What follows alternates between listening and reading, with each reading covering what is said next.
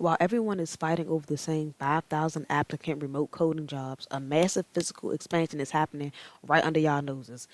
Billions of dollars are being poured into the ground to build the brains of the AI revolution. Now, y'all know we already had the tech boom. So let's get straight into it. They can't find enough people to run them. Today I'm about to show y'all the highest paying hidden jobs in tech 2026. Let's get straight into it. The data center technicians. And I know y'all might even be wondering where the data center technician jobs at.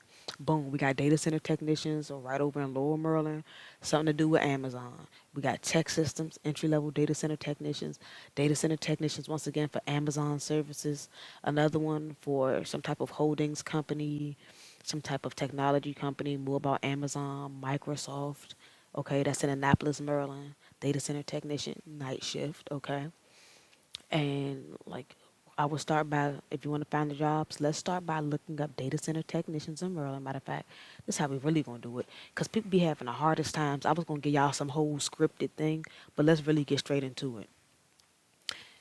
Here go the qualifications right here. Let's see what the qualifications look like when it comes to getting these jobs. I'm telling y'all, y'all might as well make y'all resume look like the job qualifications mixed with the responsibilities and in the description, like, you know what I'm saying?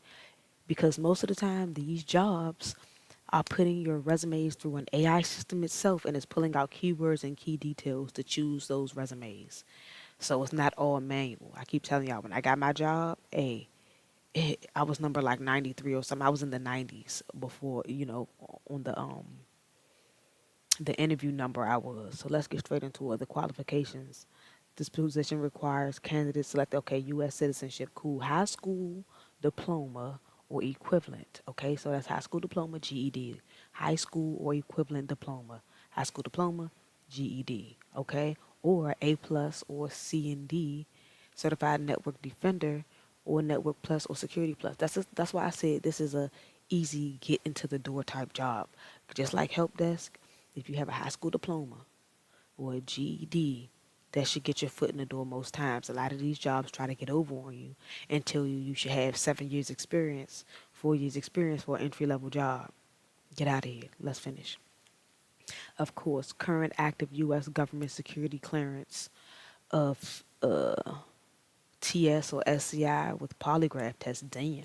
So you need a current or active U.S. government security clearance. So if it's not already active, I don't know what to tell you. We're getting the government and security clearances is another video. Networking experience with CCNA or Networking Plus. Associate's degree in the IT field plus 2 years of progressively responsible experience. So these are all the qualifications. They literally just told you to have a high school diploma or GED or A plus or certified network defender or an associate's degree in IT. Basically, if you have one of those, apply. And even if you don't, apply. Even though I do highly suggest you have a high school diploma. If you don't have a high school diploma or a GED, you really need to start there. Seriously. We ain't gonna get into the benefits, but let's just get into some of the responsibilities. So, okay, they're the primary resolver and troubleshoot and resolve a range of data center infrastructure issues, including but not limited to hardware, fiber, networking. Okay, and fiber is cables, y'all. Okay, and related problems. Require. I'm just skimming through this. Just give y'all like the overall of it. It says work in a noisy environment. Okay, which is good on your interviews. When they ask you have any questions, ask what type of work environment is it. Okay. Okay, work shifts longer than 8 hours to support 24/7 operations.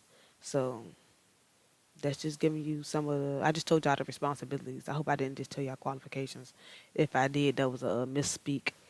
But job description. Let's get to the description, y'all.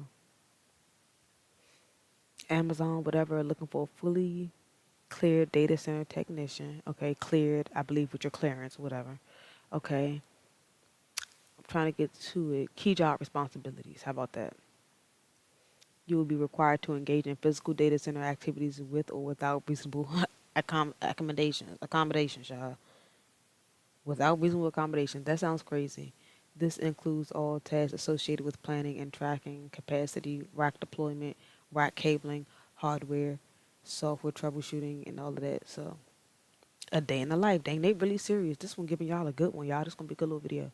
Also, it's giving you a day in the life, and let's just hear it. A day in the life are data center technician professionals who have industry-leading technical abilities and demonstrate a breadth of knowledge, take ownership of technical issues brought by their customer base, engaging other teams when needed to drive resolution, show a strong aptitude for troubleshooting and problem-solving, solve problems at their root and step back to understand the broader context, maintain service-level agreements through the implementation of proactive issue detection and reporting, are biased to act in the absence of direction or support, improve effectiveness through process innovation. This position will fill an opening at one of multiple separate sites.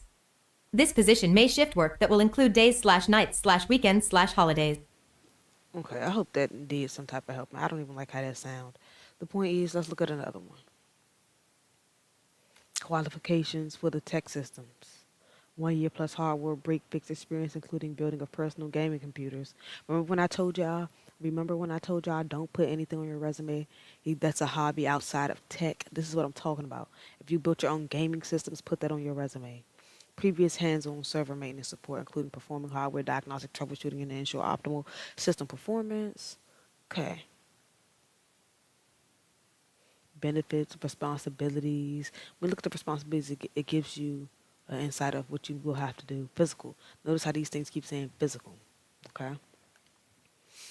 So that's just some of the jobs for it. So let's get into what I was talking about though. So all these jobs have over 5,000 applicants, whatever, right? Let's see.